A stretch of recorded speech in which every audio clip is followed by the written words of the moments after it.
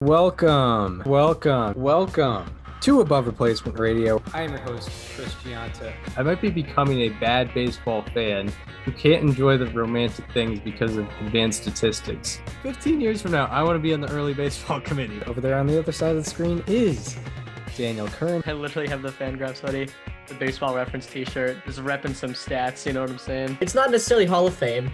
It's not necessarily above average, but we can guarantee you we are better than just the standard replacement level college sophomore. And welcome to Above Replacement Radio. We're talking baseball kind of whenever. I'm your host, Chris Gianta. Over there on the other side of the screen is Daniel Curran. How you doing, Daniel? Chris, I'm doing very well today. It's been, again, a while since we recorded. Cape League playoffs just started for me, but a lot has happened. There was a trade deadline, There was kind of a trade deadline, not a very good one, but there was one. And there was a no-hitter that was thrown. Yes, indeed. That was a fun thing. A well-deserved no-hitter from a well-deserving pitcher, which is always nice to see. But yeah, that trade deadline did happen. Compared to the previous two trade deadlines we had, in which we saw guys like Juan Soto, Luis Castillo, Max Scherzer, Trey Turner, the whole Cubs core get traded. This was kind of underwhelming. But we did see one of those names also get traded this year with Max Scherzer. It means a little different this time around. Not the most overwhelming trade deadline, but we do have to kind of recognize that the last two were pretty cool. We're nuts. Yeah. Exactly. I remember, our show about the 2021 trade deadline was where we were at a pool table. Yes. And it was an absolute marathon because there was so much to get to. Mm-hmm.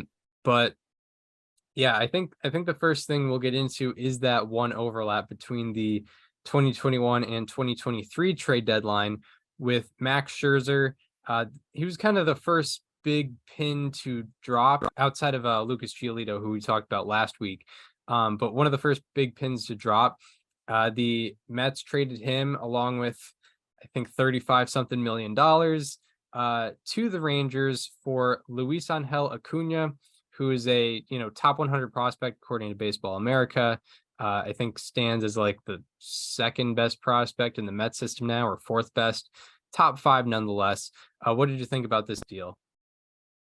Yeah, not only did the Mets get a top 100 prospect out of Max Scherzer, but they also got most of that money off their hands. I believe the Rangers are paying $22 million a year for Max Scherzer out of the $35 million that he's owed.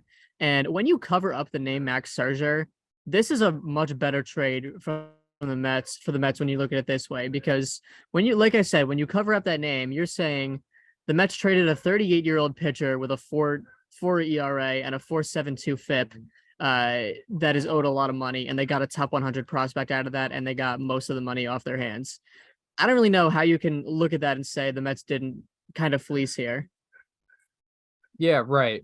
It is definitely it's definitely understandable, and I think the Rangers are very much devoted to the win now mode, which I can respect. So I think they're willing to sort of take that risk. I wasn't exactly sure on what the financials were. There were so many updates to it because of Scherzer. Obviously, also some news with that is like Scherzer is not gonna, he took the player option for next year, so he's going to be a part of the Rangers for all of this year as well as all of next year. So that's, he'll be in that rotation. But yeah, the Mets definitely made it could have been a lot worse for the Mets here. Yeah, no, it definitely could have been. And I mean, looking into Scherzer specifically, he has his highest fly ball rate of his career this year at 33.1%. In 2019 and 17, or wait, what was the Cy Young years? It was 2016 and 17. It was down below 20. It was down below 30% at those points. And even as recently as 2020, it was 25%. So his fly ball rate has gone up pretty steeply over the last few years now. And it's at a new height this year at, 33%. And, because of that, he's given up a bit more home runs, especially this year. He has 1.8 home runs per 9 after only being at 0.8 last year and 1.2 even in 2021, which is still not the best, but I mean, his strikeout to walk ratio is still solid. It's 10.1 to 2.5, or at least that's what it was with the Mets. But yeah, the home run ball has been haunting him pretty badly this year. And I think Texas does play a little more friendly to home run balls, specifically than Citi Field, off the top of my head. So if my thought process is true there, then that's something that certainly can be fixed just naturally to a degree, with Scherzer changing his home park. Yeah, absolutely, absolutely. And I just looked it up. According to AP or according to Associated Press, the Mets are paying 35.5 million. The Rangers are paying 22 million. But nonetheless, the Mets are paying a bit. Rangers are paying a bit, and the Mets get Luis Angel Acuna. But yeah, going back to your point, yeah, there are still, despite Scherzer having a down year, there are still a good amount of redeeming qualities from his game this year. Specifically, yeah, that strikeout minus walk rate. It's still over 20%. League average is, 14%. He's still, at 38 years old, punching out guys and controlling the strike zone at an absolutely elite level, and that's not an understatement at all. It's just, yeah, his barrel rate has increased. His his home run rate has increased, and yeah, maybe being in a different ballpark, different division might help him out a little bit, because I do know that his expected home run numbers, according to StatCast, based on ballpark data, that was a little down from what it was from his actual numbers. So maybe it helps him out a little bit. Yeah, and I mean, I think the Rangers can, get solid production out of Scherzer for the next, what, how is he under contract for another year after this one, right? Yeah. He took that So I player mean, option. next year and a half while they're in this competitive window, and losing a prospect like Luis Angel Acuna, it's obviously you want to get a good guy for that guy, and they obviously got a guy with a very good reputation. They have to kind of rely on the idea that he doesn't age quickly. I mean, he is 38 and he already hasn't aged quickly. So, they got to hope that he's got a couple more good years in him, obviously. Right, And his right. first outing, people will say it looked bad, but it actually looked really good from a FIP standpoint. He gave up a lot of like infield hits and kind of low expected batting average hits in that first inning where he gave up 3 runs and then really settled in after that. I mean, if you just look at his one start with the Rangers, a 4.50 ERA, but a 1.27 FIP. So, the luck will balance out. Obviously, it's only one start, but I think this is a very good trade for both sides. But I also think, specifically, you got to really be happy with what the Mets did. Like I said, if you covered up that name, Max Scherzer, and of course, you can't just simply do that because there's a reason, they got a guy like Luis Angel Acuna, because it's for Max Scherzer. But like I said, in the grand scheme of things, you're giving up a 38-year-old pitcher with a 4.72 FIP and getting a lot of that money off your shoulders and getting a top 100 prospect. Yeah, absolutely. And I think you said it correctly in that it's a good deal for both sides. Like it makes a lot of sense for both sides. The Mets aren't going to compete this year. Maybe we could get into that thing from the Athletic article a little bit later about how they're sort of using 2024 as a bridge year, according to Scherzer, which was definitely interesting to me. But the Rangers have really solidified themselves as in win now mode. We've seen that with some of the contracts that they've signed. We've seen that now with their trade deadline, and it makes a lot of sense considering they are leading the division right now, I think, still. So it makes a lot of sense, and they're I know they have a decent farm system, but they are not really playing the long game. There's a lot of teams right now that are playing the long game and maybe weren't as aggressive as people wanted them to be at the trade deadline, but the Rangers have firmly put themselves in win now mode, which can definitely be respected. And that's why, getting Scherzer makes a lot of sense. And with the Mets, you definitely have to applaud what they did in getting a top 100 prospect for, as you mentioned, 38-year-old pitcher with a 4.72 FIP.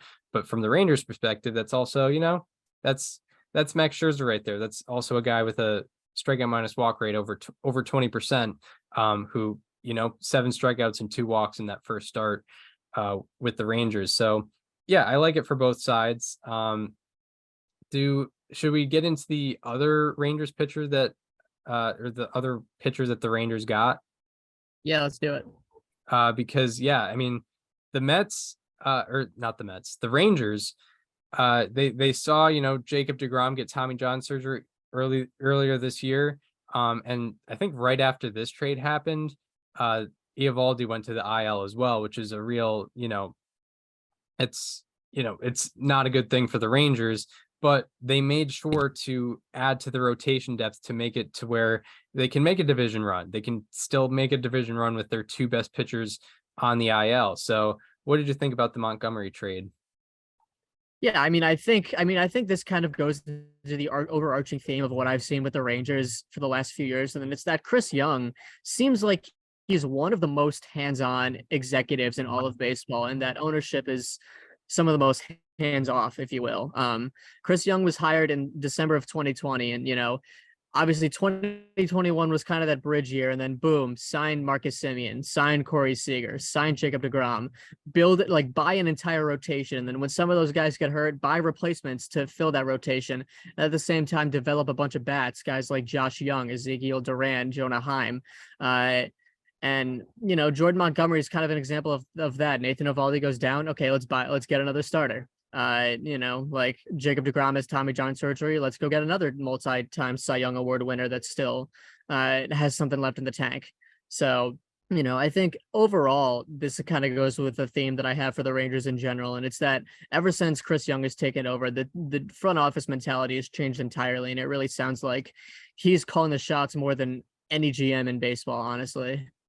Right. And it's definitely evident that the Rangers owner is not like he's letting it all happen. It's his money. The GM has to go through, or the GM / president of baseball ops, whatever you want to call him.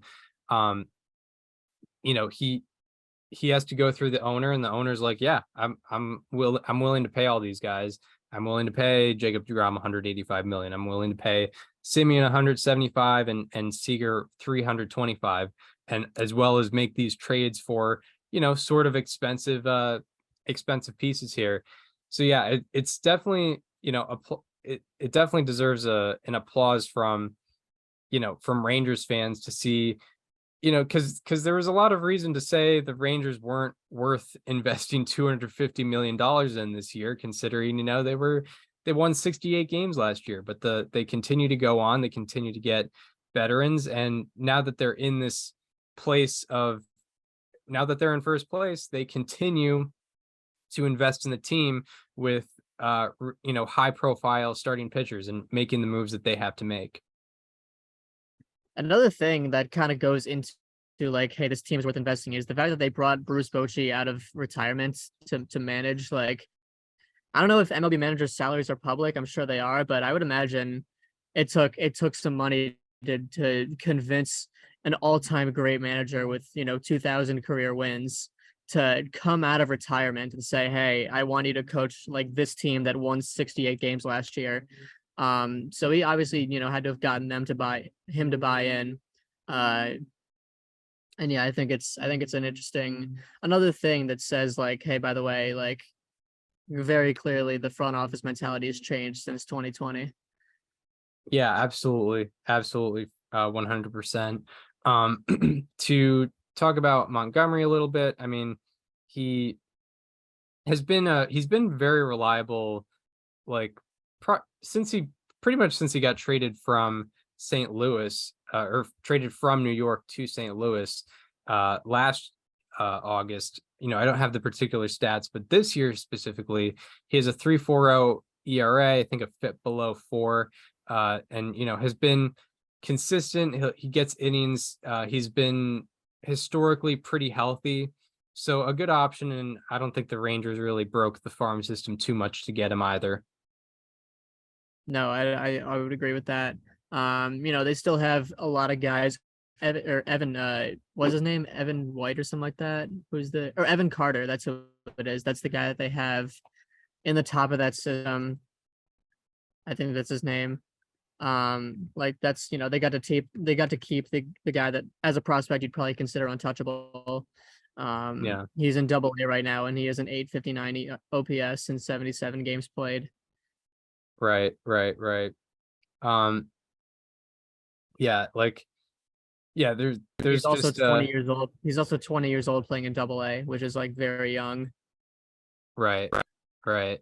So yeah, the Rangers, like, I mean, they've identified that this is the time to try and win. So good on them for doing that, not really holding anything back. And it makes a lot of sense considering that they have gone out the past couple off seasons and signed guys who are, well into their, or not well into their 30s, but in their 30s, which is, considered a risk in, today's free agent markets, obviously. But they've gone out and done it. They've taken those risks, and when you take those risks, you're banking on winning in the next, 3 to 4 years. And here they are in this window, and they're absolutely going for it. So props to them, for taking that.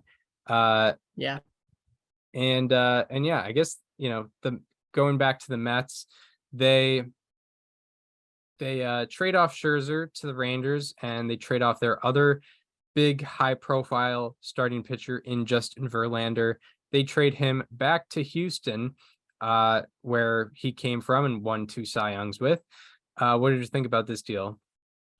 I mean, I don't want to sound super negative here to start off, but I think this is a very botched situation by Houston because reports said that when Verlander was a free agent this past winter, the Astros offered him about 2 years and $80 million. The Mets offered him 2 years and $86 million. So that's, a $3 million a year difference for another older starting pitcher, Verlander at 40 years old this year. And, he looked solid with the Mets. His ERA did outperform his FIP a little bit, and his strikeouts were down, his walks were up. But, overall, bottom line, he still got outs when he was on the mound. He still pitched pretty well for them. But the Astros could have paid an extra $3 million to keep him in free agency. Instead, they traded 2 of their top organizational prospects to have him for half a year less of what they could have had him for. Which is, I think, pretty brutal. Yeah, definitely understandable. Yeah, it is brutal. However, I do kind of understand, like, if we time travel back to December of 2022 here, thinking about the Astros rotation situation without Verlander then versus now, then you have Framber heading the rotation, which that's remains the case. You have Christian Javier coming up. He's doing extremely well. He had a sub 3 ERA with the Astros the previous year. Now this year he's not quite the same. He's got an ERA in the mid 4s and FIP in the mid 4s. You had Jose Urquidy and Luis Garcia. Both of those guys are on the 60-day IL right now, and you kind of were relying on them. So it kind of makes sense why the Astros maybe went into not necessarily desperation, but they went like, oh man, I mean, it sucks that this situation had to occur, but we do have to get this guy in order to up our chances for this year. So we are, I guess we'll say goodbye to these prospects. But I think it made sense to let him go. Let him go last year. But considering all the things that have gone wrong with that rotation this year, it does suck, but it's something they sort of had to do. Yeah, it is unfortunate. But at the same time, I mean, you do look. Yes, this is all based off of the hindsight of everything happening. But at the same time, they did in the end choose to give up their top 2 organizational prospects instead of paying them an extra $3 million a year. And yeah, I mean, the rotation has gone south with, Javier underperforming. I believe Garcia is getting Tommy John surgery. Urquidy is coming off the 60-day IL soon. I believe tomorrow we're supposed to start, actually. Hunter Brown hasn't exactly taken the step up that you want him to. JP France has been all right, but he's playing a much bigger role than I think anyone anticipated he would, including himself. So yeah, I mean, it makes sense that Verlander comes in to fix that rotation, but yeah. Yeah, and also, to add to this, it's not the Verlander they're getting is not even the Verlander of last year. Like, No. you don't know, everyone has declines, but you don't know how steep they're going to be. And even last year, Verlander's strikeout rate declined, and this year it's declined even further. He has actually a below average strikeout rate this year, which is crazy to think about with Justin Verlander, but he is 40. But yeah, he has a 21% strikeout rate, 8% walk rate, or at least he did. Yeah, he hasn't had his first start with the Astros, so those numbers are the same, which is a below average strikeout minus walk rate. His contact numbers have been all right. His barrel rate has been well below league average, which is probably what's been lowering his expected ERA and whatnot. But it's also that this isn't the guy. If this guy went on the market now, he would not be getting 43 million a year. He's had a little bit of a decline, albeit he's still a good pitcher. 3.15 ERA, 3.29 expected ERA, but it's also not. It's not the last year you would have justified more giving up two top two organizational prospects instead of this year. Mm-hmm. Yeah, it's just an unfortunate circumstance, but otherwise, they got their ace back, and I think we're still kind of waiting to see when they, I don't want to say inevitably, but when they inevitably run away with the division, and I think it just hasn't happened yet, and Verlander's kind of the piece that they need. Yeah, for sure, and who knows how long this Astros championship window will last, considering they have a lot of veterans contributing to the team. They probably have some guys on contracts, or some guys contracts or control ending in the next couple of years. So they want to maximize their winning potential while they have it. So letting go of two prospects might not be, they're not necessarily, they're not like the Rangers. They're not playing the long game. They don't really have that good of a farm system. So, just put all the pieces in now and see what happens. So yeah, they're a game and a half out of the Rangers as we speak in that AL West. But yeah, they continue to sort of be the favorites to win that division at the end of the year.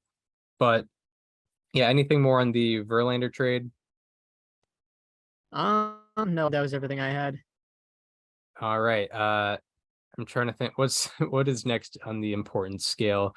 It is a steep drop off after that. But let's talk about this Jack Flaherty trade. Yeah, sure. Because this one kind of had, I think the news broke at like 5:56 or something like that. Like, it was one of the last deals that was made before the deadline, and a lot of people were worried, like, is it like, are the Orioles gonna are they gonna not invest in the team again? Like, are they gonna keep waiting for the right time? And they did it. They did something, and people might not have viewed it as a big move. However, if you got to see his start from the other day, Chris, but his velocity was at like the highest point that it's been all year. Wow, really? Yeah, he was hitting 97 consistently in the first inning. I'm gonna check his like actual like game by game velocity real quick, but yeah, he was throwing harder in that game than at any point throughout the season with the Cardinals.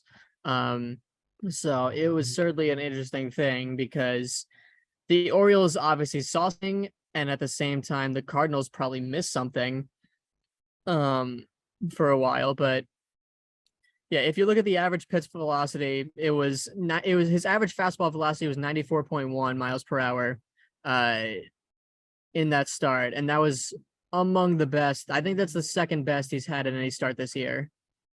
Yeah, I know that is 1.1 miles per hour above his season average for four-seam fastball. So yeah, that is pretty cool. And I think we've talked about a little bit, the Orioles now are one of the most advanced, analytically advanced organizations. So I don't know, usually that doesn't translate to increased pitch velocity, but maybe they saw something mechanically that that they wanted him to change, and he put it into place immediately. Yeah, I mean, I look, these people are smarter than we are, and they probably got him with the intention of, we see this thing, we're gonna fix this thing when he gets here, and then obviously once he did, they explained it to him, and it clearly something worked out. Yeah, it could be extension, it could be, I don't know, it could be like arm angle. I don't know. I'm not. I'll have to look more into it. Yeah, I know. Yeah, it could be something with how he puts, how he uses his back leg or something, or I don't know. Mhm. I'm not, I mean, you but know, that's gotta be embarrassing from a Cardinals perspective. right, right. But we still, we just don't know absolutely. But also, yeah, the Cardinals aren't known for having velocity machines out there. Yeah. He threw his fastest pitch of the year in that game. He's thrown 97 miles per hour once this year, and it was in his last start. Right, right. Yeah, that does ring a bell a little bit. With the Orioles, it was it was definitely interesting of like, yeah, they didn't want to sell off too much in terms of, prospect inventory. So they were a little bit cautious, which I can definitely understand considering, what their potential is for next year and 2025 and beyond that. And they want to build, they have the potential to build a dynasty with what they already have in their organization. But yeah, I mean, they have a shot this year too, so they wanted to invest a little bit in that. And yeah, what better way to invest than in a starting pitcher? That's obviously where they needed to bolster their, bolster their roster. It wasn't in their bullpen, it wasn't in their offense necessarily, maybe a little bit in their offense, but not that much. They needed a starter, and I think this definitely upgrades their rotation. There were probably some Orioles pitchers that probably shouldn't have been starting games for them, that now, they don't have to rely on because they have a veteran like Jack Flaherty out there. Yeah, exactly. Um, yeah, I mean, they have a guy that they can definitively put in a game one, and maybe statistically it might look like a mismatch, but you have a guy with playoff experience, a guy that is, I guess, more. I mean, he's still only like 26 or so, but he's more of a veteran than really anyone else there. So it is certainly very encouraging that they got a guy, because before Flaherty, the guy that I would have thrown out in game one would probably be like Kyle Bradish or something, who was a rookie last year and has broken out this year. Maybe even like Kyle Gibson just for veteran purposes, but even then, I don't think so. Right. Yeah, definitely understandable there. Yeah, anything more on the Flaherty trade? No, that was kind of it. I think one thing that raised a lot of eyebrows, uh, was on both sides, sort of, was the Aaron Civale trade from the Guardians to the Rays for a top 40 prospect in baseball, Kyle Manzardo. Kyle Manzardo. Yeah. What did you think of this one? I think Kyle Manzardo is probably the best prospect that was dealt at the deadline, and it wasn't for, and it was for Aaron Civale, who, has been doing extremely well in his last like 5 starts or so. So the Rays are clearly riding a hot hand there, and I think I'm really just surprised that they gave up on him that easily. I know that he's, kind of struggled to adjust to AAA this year after he did extremely well in AA last year, but um, yeah, just looking at him from a statistics standpoint, he's on the 7-day IL right now, but in AA last year, he played 30 games. He had a 977 OPS. He played 63 games in high A and had a 1072 OPS. Overall, between the two levels in 2022, 93 games, 397 plate appearances, and a 1043 OPS, which is obviously outstanding. That kind of goes without saying. And then in Durham this year, 73 games played, a 238 batting average, a 783 OPS. Things just hadn't been going the same way for him, unfortunately. But yeah, no, kind of surprised that they gave up on him that easily. Yeah, absolutely. Especially in an organization where, prospects are valued a lot. Uh, and they don't ever really go win now. Albeit, they've been one of the best teams in baseball this year. But yeah, they get Aaron Civale, who if you just didn't show his ERA, has been, solid. He's been decent, but not, I'm not going to rely on him to be a dominant pitcher from here on out. He just overall this year, he has an above average exit velocity against, a below average strikeout minus walk rate, below average strikeout rate. He's been limiting barrels, which is nice, but yeah, there's not, I don't see dominance in the future with Aaron Civale particularly. Yeah, I mean, that is fair. I mean, I think he does make them a better team right now, especially when you look at how banged up their rotation is. Like Drew Rasmussen is out for the year. Jeffrey Springs is out for the year. Shane McClanahan has been on and off the IL, and he just went back there. So, I mean, they kind of just need names out there for starting pitchers, and they happen to be trading for a guy like Aaron Civale. I'll pull up his numbers from recently in a second, but, he's definitely been riding one of the biggest, like, hot streaks of his career. By the way, he's also a Windsor, Connecticut guy. Yeah, I just saw that. Shout out to the 860, or I don't even know. Yeah, we're not even the 860 anymore. Did you also change your area code? Because we tried to. Yeah, Connecticut did change. It's 203/860. Spoiler alert, my phone number is an 860. I'm old school. But yeah, shout out to Aaron Civale. One thing of note, they didn't get a rental here. He's going to be with the Rays for this year and also all of the next 2 years. So there is that. So it's not like they ditched their, number 37 overall prospect in baseball for a guy who's only going to be there for 2 months. But still, there are question marks to be had. And also, the funny thing with this is, like, the Rays and Guardians have both been very historically good with trades. So I have no idea who is fooling the other here. It's quite the unstoppable force versus immovable object scenario that is talked about. Like, the Rays. Yeah, no, you're absolutely right, because I mean, I think it could just, I think for that reason, it could just be a win-win. Like, maybe Manzardo goes on to, like, figure it out in AAA in Columbus and come up and come up to the majors and hit well and replace one of the guys that they traded. Because I think he's an infielder. Let me look up exactly where he plays.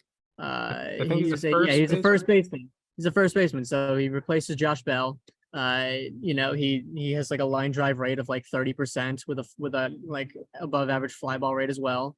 And then Aaron Civale just he adds like 75 more RPM to his spin rate on each of his pitches.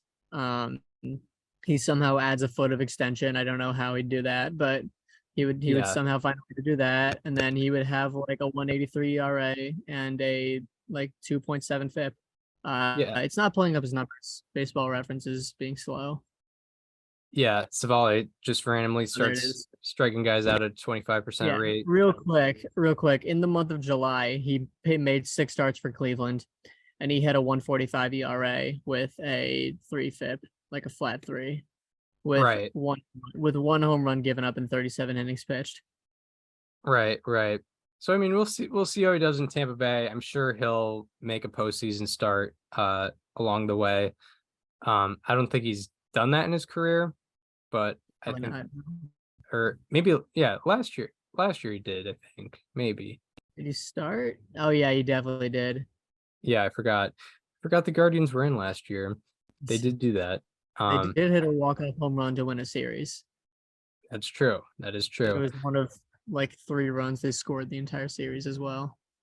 Yeah, I can't believe they won 4 playoff games last year. That's pretty insane. But they went 4-3. Yeah, they did have a winning record in the playoffs. Anything more on this trade? Yeah, I mean, I think I'm very interested in what Cleveland's just general approaches here, because, you know, they've kind of shipped out a couple pieces that they anticipated would be a part of their future. Guys like Ahmed Rosario, even to a degree, guys like Josh Bell. I know he only signed a 2-year deal, but, you know, they had him leave the organization. They've had a lot of interesting young pitchers come up this year. Tanner Bybee obviously being the main one. And then, of course, like Gavin Williams, who's come up as a top of the line prospect, who's made a few starts and has looked all right. And, you know, I think if Shane Bieber didn't get injured, he probably would have been out the door as well, but he did get injured, unfortunately. And then, you know, like they have a very, I mean, they're, you know, this was, I know that this was the main narrative with them last year, but they're so young. It's like, if you look at their roster resource on Fangraphs real quick, like the only guy above 27 in their starting lineup, well, Miles Straw, who I don't think they anticipate being a long-term part of their future, and then Jose Ramirez, who's 30. And then, like, you know, they added Noah Syndergaard, which nobody expected. But, Right. you know, I think he's there to have a veteran presence in that rotation, especially because Bieber is injured. Because if you look at the rest of the rotation, it's Bybee, it's Williams, it's Logan Allen, it's Xavier and Curry. You know, McKenzie, unfortunately, is still out. Well, he went back on the IL. But I'm pretty interested to see what this franchise looks like in the next 2 to 3 years. Yeah, 100%, because you're anticipating steps up from a majority of your roster when you're talking about guys that young, and, you know, guys in their system like that. I mean, yeah, they could be potentially building something, but yeah, unfortunately, they're never really going to spend, so you're never going to see quite that super team out of Cleveland. But yeah, I mean, this is a potential like team that controls the AL Central for a few years there. I mean, not only that, but they're only 2.5 games behind the Twins right now in the AL Central. So, like, you know, all it takes is a good month and they could run away with the division. You know, we kind of saw it last year. The Twins stumbled in August and the Guardians went on a run at the end of the season, and they clinched the division with like a week left in the season out of nowhere. Right. Like, there's no reason the same thing can't happen. Bob Nightingale, for some reason, tweeted congratulations to the Minnesota Twins on the AL Central because the Guardians sold. Yeah. Right. Which is like, you can sell and still make the playoffs. You know who did that? The Minnesota Twins, the team that you're declaring won the division. In 2017, they traded Brandon Kinsler, their closer, at the trade deadline, and then they made the second wild card. Right. Yeah, absolutely. For sure. A year after having like the worst record in the league too. Yeah, exactly.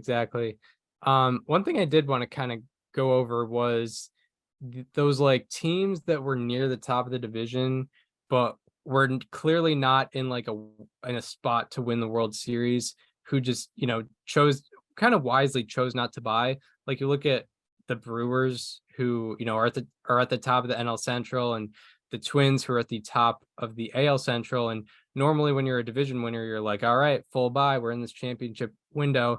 But those teams, like, it's kind of like, you know, they'll make the playoffs, but what are the odds that they're gonna actually make it far in those playoffs? So I kind of understand not going full buy even when you're leading the division, knowing that you're probably gonna not make it far in the playoffs.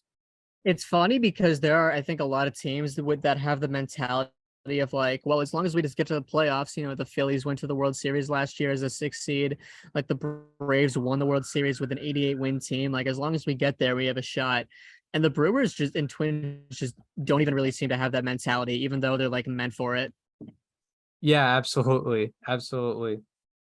And I get it from their perspective. You know, they're just, I don't see them pushing that far. And I don't know, that the whole, like, that mentality of like, you know, if we can get there, you know, we can do that. But to compare the Twins to last year's Phillies, you know, roster wise, talent wise, it's kind of a stupid thing to do.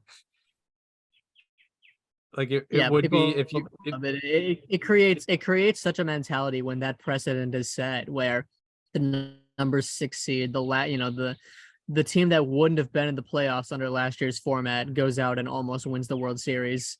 Like it creates the notion that anyone can do it. It doesn't matter who you have, as long as you get there, you have a shot.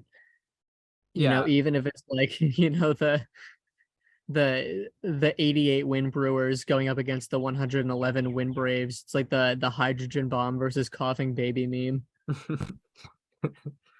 But right, so like, and we talked about this actually in the group chat we're in with Nico and Rob, was like, you know, the Phillies get mentioned, however, like the Phillies weren't your average 6 seed.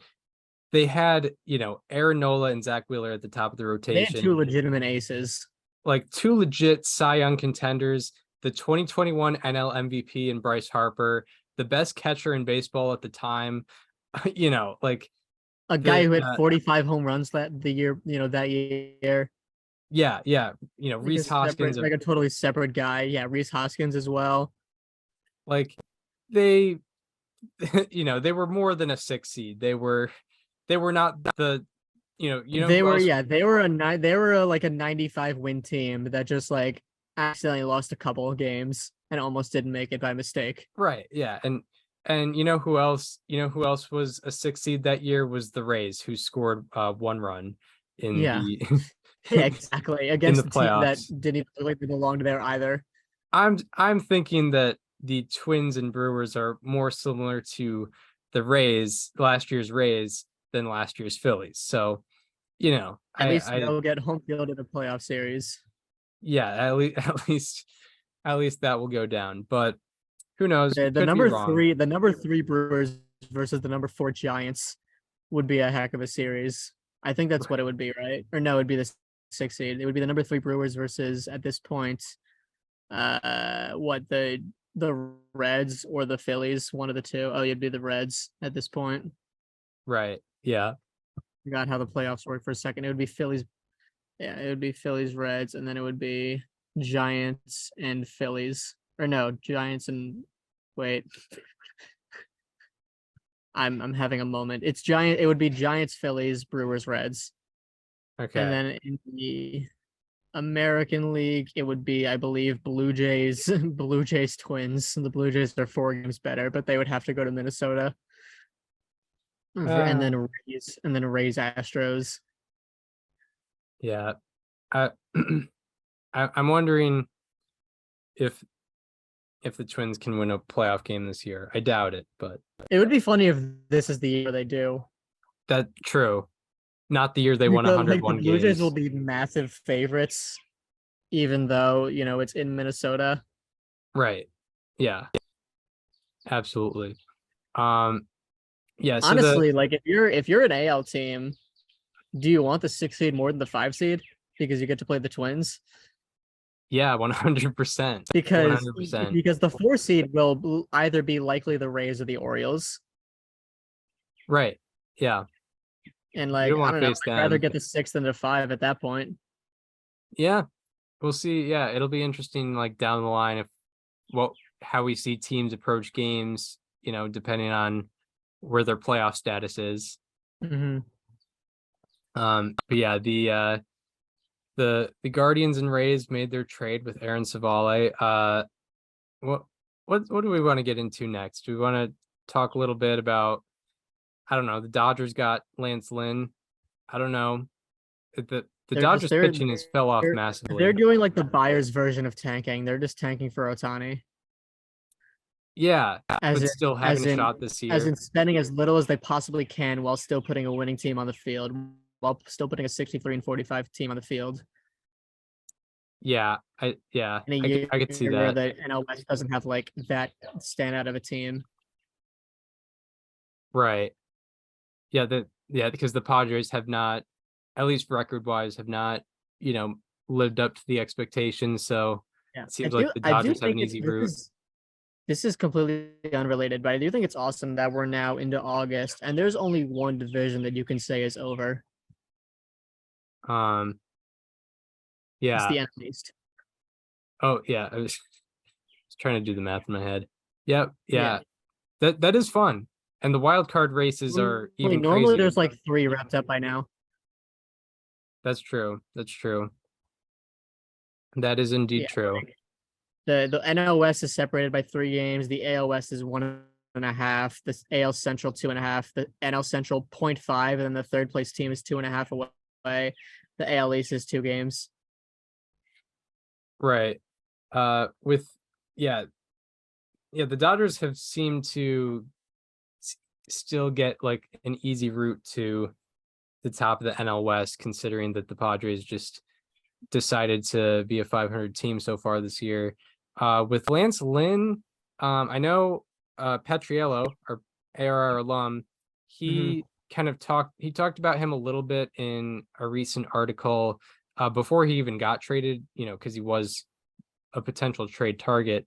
And there are some interesting things with Lynn. And unfortunately, like, he's not a reliever, so these splits don't matter as much. But he has like a 211 batting average against righties, a 685 OPS against righties. It's just against lefties he's been completely awful this year. He has a 1000 OPS against lefties, or lefties have a 1000 OPS against him. So there are redeeming things about him. I think it's been largely a problem with the long ball, because he still has 10.7 strikeouts per 9 and a 3.3 walks per 9. So like there is that. So it's a lot about limiting the long ball. Yeah, no, that really is what it is. What it's about. And he didn't do it in his last start. He gave up 3, so that's stinks for him. But yeah, the Dodgers still, even having a much worse team last year, it will be funny when they win the World Series this year. Of all the teams, like this will be the team that does it, not the 111 team, 111 win team last year, or the 106 win team the year before. The parade's gonna be such a weird vibe. It's gonna be like, remember that team that won the World Series? God, that team sucked. Yeah, absolutely. Right. Couldn't have been any of like the 5 100 win teams that we had that all lost. Yeah, exactly. Yeah, though they might accidentally win the World Series. That'll be fun. The Angels bought a little bit more with CJ Cron and Randall Grichuk. It's their buying is aging a little bit worse day by day as they continue to lose games to the Mariners. However, at the time, I don't know, they were somewhat low risk moves. What did you have any particular thoughts about them? I mean, the only thing is like CJ Cron is a former Angel. That's where he began his career. So I know a lot of fans were happy to see that reunion happen. I don't know. I mean, I think we all are well aware of what his home road splits were in Colorado, and they were to a lesser degree this year. But, I think we all kind of understood, like, okay, like this guy is, he's not the hitter that you're hoping for, on the baseline when you look at his home versus road splits when he's away from Coors Field. And I mean, he's only played 5 games for the Angels, so you can't really jump to any conclusions now, but he's yet to get an extra base hit. He's only hitting 250.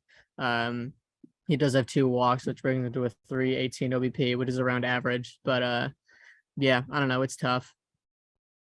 Yeah, for sure. With Grichuk, I didn't really have much thoughts with that either. But yeah, what stinks from the Angels' perspective is like they only really got one reliever, and that's clearly their biggest problem. Yes. Is they got one reliever who had an ERA in the 4s, and like, I mean, you saw some of the we're talking about Dominic Leone, right? Did they go out and get Dominic Leone? Yeah, they traded their number 9 prospect to get him. Oh, is Leone? Am I missing something? Is Leone good at all? No. So yeah, like we saw some of these relievers that got dealt, like David Robertson, Andrew Chafin, even Paul Sewald got dealt, and the Angels did not get anyone of really that caliber. Who was that? Yes, Scott Barlow got dealt. Yeah. Like, yeah, I don't know. It was very odd. It is, yeah, it is definitely odd. And, if in the in the sense of the Angels buying, it did make sense for them to go out and get Lucas Giolito to add to the rotation that was sort of struggling. But they really needed bullpen arms, and they did not really deliver in that sense. So I don't know. I wonder what the thinking was there. Like, it's weird. It's definitely weird because the Angels, like, I highlighted them as I highlighted that whole bullpen as a slightly alarming a couple weeks ago. They were clearly a problem. Well, I guess, yeah, the thing that they addressed the least. Yeah, they addressed it somewhat, but not to the seriousness that they should have if they're going full buy, which So apparently they are. Dominic Leone with the Mets with this year had a 4.40 ERA and a 5.26 FIP and 30 and 2/3 innings pitched. And by the way, 2.1 home runs per nine. 7 home runs given up in that 31 innings pitched, basically. And the Angels gave up their number 9 organizational prospect. Yeah. Tough scene for sure. Like I understand that like front offices really don't look at like, like they don't use the, the publications rankings. They probably have their own stuff for every single team. But no matter which way you put it, I really don't see how that trade is accepted. Right. Yeah. I don't understand it either. Considering like they could have traded that number 9 organizational prospect for even like Paul Sewald. Yeah, they probably could have. Or Andrew Chafin. Or yeah, David Jeremiah Robertson. Jackson. Jeremiah Jackson's the guy that they traded to the Mets. He had played 82 games in AA this year, had a 768 OPS. Most notably, he was 6 OPS in 2021 between A ball and rookie ball. In 2022, he had a 712 OPS in AA, which, it is very possible especially because the Angels have never had a strong farm system to begin with, that he doesn't pan out and none of this matters. But, if you're going to give up your 9 prospect, I think you could do better than Dominic Leone. Yeah, 100%. Shout out to the Mets though. They bolstered their farm system a good bit here. They took a really bad situation, which is their 2023 season, and made some good out of it. Got Luis Angel Acuna, got the Astros top 2 organizational prospects, and got Drew Gilbert, Ryan Clifford. Yeah, got this guy for a reliever that is not necessarily that valuable to the organization. One thing, one trade I did want to highlight a little bit is that Paul Sewald trade, because I looked into, I'm stat line scouting here. Shout out to Foolish Bailey for that term, but there was a prospect given up in that who is having a particularly good year in the minors. I'm wondering, when MLB Pipeline does update their prospect rankings, I wonder how far he climbs up, because in this trade, Paul Sewald goes to the Diamondbacks, correct? Yeah. Mm-hmm. Went to the Diamondbacks. In the return was a guy by the name of Ryan Bliss, who has been in both AA and AAA this year, and combined, including his time with the Mariners organization, he has a 932 OPS in 401 plate appearances, along with 38 stolen bases. That's some really good stuff. I think this was a very good pull by the Mariners here, especially considering their bullpen is really deep. So losing Sewald for this guy isn't the biggest deal in the world. Yeah, more importantly, he's a Brewster Whitecaps legend, apparently, according to his Baseball Reference page. So that's big for him. Yeah, I did notice that. A little bit of a disclaimer there is like I calculated his BABIP the other day. It's probably not updated now, but he had a 381 BABIP on the season. So some of that was probably luck based, but also, based on the 38 stolen bases, I can tell he's probably pretty fast. So he probably was able to leg out more infield hits than your average hitter. So maybe that inflated his BABIP a little bit, but I think there's some upside based on the stat line alone. I've clearly never seen this guy play, but it seemed like a decent pull for the Mariners, especially for getting him for a reliever of all positions. Yeah, no, definitely. I would agree with that.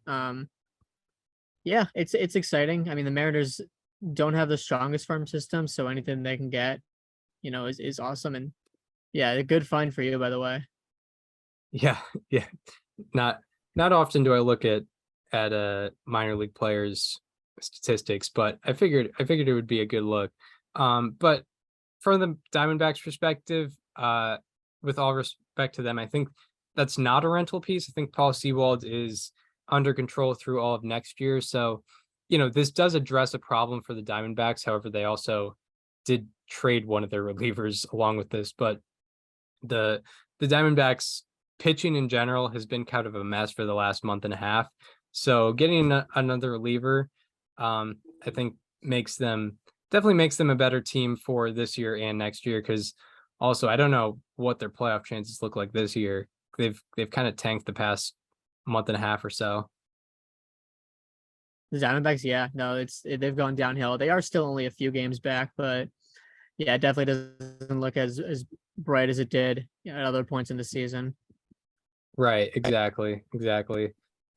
Any other trades you want to get into? I feel like we've hit on most of the important ones. Yeah, I mean, just throwing out honorable mentions. You don't want to go too deep into every trade, but like Josh Bell went to the Marlins, Jake Berger went to the Marlins. Yeah, I think a lot of people were questioning like the return, like what the Marlins gave up to get Jake Berger. They gave up like their number 4 prospect, but also Berger is someone to be under control for the next, I think, 5 years after this.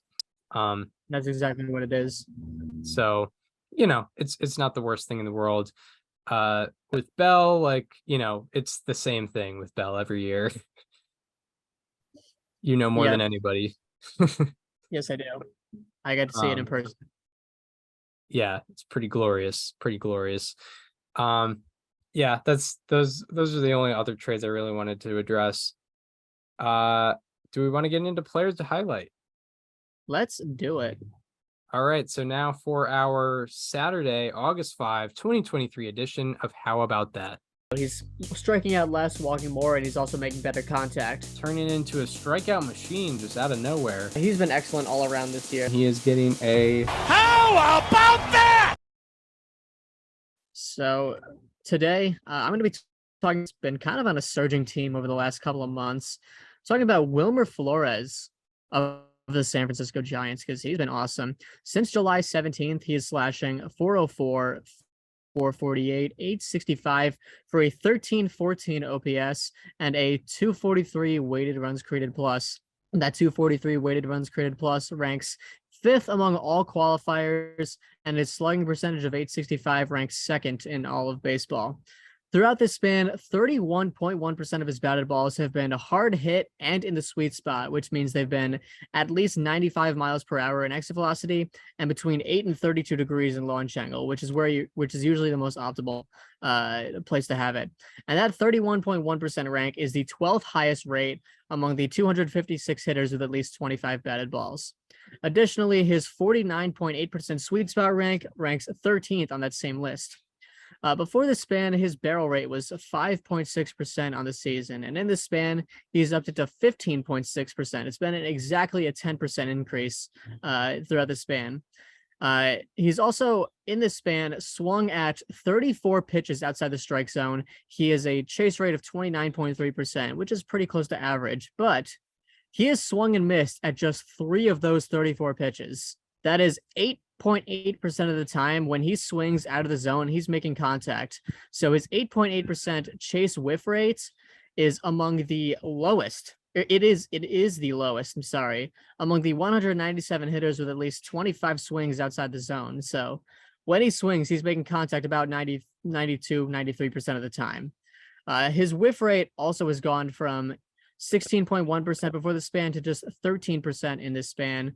That is the 13th lowest among the 157 hitters with at least 100 swings in this span. So Wilmer Flores, he's making better contact. He's hitting the ball at a more optimal angle, harder. He's striking out less, and he's very impressive when he chases.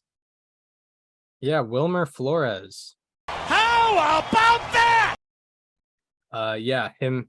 The Giants, as you mentioned, are surging like comfortably in a playoff spot at this point in the year, which is very interesting. They've been walking off like crazy, winning one-run games like crazy. Putting it all together. How about that? He kind of borders on not eligible for how about that. However, he's been doing exceptional, and he also is not in the MLB top 100 right now, which I think qualifies you as like, yeah, you could get more recognition. Yeah. So I am talking about Lars Nootbaar crossing a team off the list. Yes.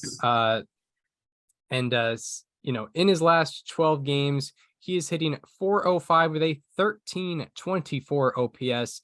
And out of 180 qualifiers in the span, he is 6th in average, 8th in on-base percentage, 1st in slugging, and 2nd in OPS. And out of 171 hitters with 150-plus pitches seen in the span, his expected slugging ranks 11th, and his expected WOBA ranks 10th. So his actual numbers are exceptional, and his expected numbers are also exceptional. Lars Nootbaar's strikeout rate has gone from 23% before the span to 10% in the span. And in his last 12 games, he has the 12th lowest strikeout rate and the 4th highest walk to strikeout rate out of 180, because he also has a walk rate above 15%. Along with that, Lars Nootbaar's whiff rate has gone from 21% before the span to 13% in the span. And out of 264 hitters with 50-plus swings in the span, his whiff rate is 20th lowest, bottom 10% right there. And he is also barreling up the ball great. His barrel rate has gone from 8% to 18%. And before the span, his average exit velocity on fly balls was 94.6 miles per hour. And in the span, on fly balls, he is averaging a 100 mile per hour average exit velocity. And he's gone in, along with him hitting fly balls harder, he has gone from hitting fly balls 18% of the time to 24% of the time, and gone from slugging 710 on them to slugging 2,500 on fly balls in this span, which is pretty exceptional. So that increase in exit velocity on the fly balls has really boosted his results on those fly balls. A lot more going out of the park. So Lars Nootbaar making a lot more contact and also barreling up the ball way more. He is getting a how about that? So that does it for how about that. And now we will get into our Saturday, August 5th, 2023 edition of Slightly Alarming Statistics. He's been barreling up the ball way less. He's not missing bats. He's not getting the ball on the ground, and people are hitting it in the air more. It's been so bad. He is getting a slightly alarming. So for my slightly alarming today, I'm talking about a guy who had some tough BABIP luck early in the season, picked it up, but now has kind of fallen back down pretty hard. Talking about George Springer of the Toronto Blue Jays. Since July 19th, he's slashing 070, 209, 088 for just a 297 OPS and a -6 weighted runs created plus. His average slugging OPS, weighted runs created plus, and his -0.8 FWAR all rank dead last among qualified position players in this span. Before July 19th, his average exit velocity on fly balls was 92.1 miles per hour. It is 88.2 miles per hour. So he's lost 4 miles per hour off fly balls, which makes a very severe difference. His hard hit rate on fly balls is only 30.8%, and the league average is 42.9%. So when he hits fly balls, he's not hitting them hard. He's hitting, weak fly balls that are automatic flyouts every time. And before the span, his line drive rate was 23.2%, which is around average. But in this span, it is just 10%, the 7th lowest among the 231 hitters with at least 25 batted balls. And additionally, he has 23 at-bats in his span against fastballs, including four-seamers, cutters, and sinkers. And he is 0 for 23. He is 0 for 23. against fastballs, and his average exit velocity against them has gone down to 80.4 miles per hour, the sixth lowest among the 297 hitters with at least 10 batted balls against fastballs. And additionally, before the span, his whiff rate against fastballs was just 18%, and now it is up to 27.1%. So George Springer, he's making relatively weak contact. He's not hitting the ball at the opposite angle. He's specifically struggling against fastballs. He's not hitting them hard. He's whiffing a lot more. It's just been kind of a disaster for him. And that's how you slug under 100 for, a little less than a month. Yeah, George Springer. Slightly alarming. Has not been the George Springer we came to know. And, turning 34, is in his age 34 season, I believe, this year. So, you wonder if there is a decline that's sort of happening with George Springer, unfortunately, which you hate to see, especially with, the Blue Jays sort of relying on him, giving him a big contract back a couple of years ago. My slightly alarming, for context, I picked him out on Thursday night. And I think the next morning, I've retrieved all the stats Thursday night. I think the next morning he was announced that he was going to go on the IL. But I figured I'd highlight him anyway. I usually, you stray away from guys who are on the IL because, they're not currently playing, but his last start was less than a week ago. So I want to talk about his struggles, talking about Joe Ryan, who started this year absolutely exceptionally, was in the Cy Young conversation through like the end of May. However, it went for a turn for the worse. In his last 12 starts, he has a 6.51 ERA and 5.82 FIP in 65 innings pitched. Out of 74 qualifiers in the span, Joe Ryan's ERA and FIP are third worst. What has been most alarming is his home run allowance. He's allowed 21 home runs in these 12 starts, which are the most in baseball, and only one hitter has hit that many home runs offensively in this span. If Joe Ryan, if the results against Joe Ryan was a hitter, he would have the second most home runs in baseball in this span, which is really unfortunate for Joe Ryan. His sweet spot rate has gone from 31% before the span to 36% in the span. His fly ball rate has gone from 32% to 37%, and hitters have gone from pulling 31% of fly balls against him to pulling 45% of fly balls. Along with that, his average exit velocity against on fly balls has gone from 87.8 miles per hour to 94.7 miles per hour. That is almost exactly a 7 mile per hour difference between average exit velocity on fly balls, which is extremely important when you're talking about fly balls, because that's the difference. It could be the difference of going over the fence and, landing on the warning track. Along with that, partially due to that change in average exit velocity on fly balls, Joe Ryan's barrel rate has gone from 3% before the span to 12% in the span. And out of 95 pitchers with 150 plus batted balls against in the span, Joe Ryan's barrel rate is the seventh highest. His home run to fly ball ratio overall has gone from 6% before the span to 20% in the span, over tripled that home run to fly ball ratio. And that's thanks to the barrel rate and the average exit velocity on fly balls. And his home run to fly ball ratio on pulled fly balls has gone from 13% to 53%. So hitters are pulling a lot of fly balls and a lot of hard fly balls against him. And, with that, like a lot of home runs are on fly balls that are pulled. So allowing more pulled fly balls is a bad thing. And he's allowing harder fly balls, and that's why he is giving up 21 home runs in 12 starts and has a home runs per 9 near 3 in the span. So Joe Ryan, hope he gets better on the IL and hope he's able to fix these problems, but he is getting a slightly alarming. An increase in pulled fly balls is usually never a good thing as a pitcher. Yeah, it never is. And I don't even know what he would do to prevent that. Maybe stop pitching inside or stop hanging stuff inside. But for some reason, hitters have been able to do better against him in the fly ball department. So, yeah, that does it for the players to highlight. Now we get into a preview of the weekend ahead. It's mostly day by day pitching matchups at this point, but the series to keep an eye out for are Yankees Astros. They got a game going on right now. Cubs Braves, underrated series to watch because the Cubs have been one of the hottest teams in baseball lately and are competing in that NL Central now, which is pretty crazy to think about considering where they were at even just a month ago. And another series to look at, Padres Dodgers. That's just good stuff. And Red Sox Blue Jays is another good series because both are in the playoff hunt. What do you got for day by day pitching matchups?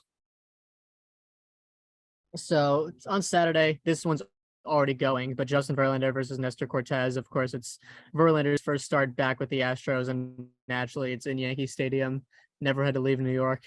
That's pretty funny. Aaron Civale will be making his Rays debut today against Detroit, and it'll be at Comerica Park. He'll be facing Tarek Skubal.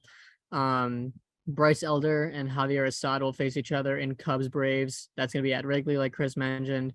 John Gray will pitch today for the Rangers against the Marlins. That is at Globe Life Field. Andrew Abbott is pitching for the Reds today against the Nationals. That is in Cincinnati. Jose Barrios is facing the Red Sox for the Blue Jays at Fenway. Additionally, Tyler McGill and Kyle Gibson will face each other in Mets Orioles. That's in Baltimore. And Kenta Maeda will face the Diamondbacks for the Twins. That is in Minnesota. Michael Kopech and Noah Syndergaard will face each other in White Sox Guardians in Cleveland. Corbin Burns, who had a fantastic July, will be facing the Pirates at home for the Brewers. You will have Blake Snell facing the Dodgers for the Padres in Petco. And matchup of the night comes from Mariners Angels. It's George Kirby versus Tyler Anderson in a pretty much a must-win game for the Angels. Hard day to be a ball outside of the strike zone.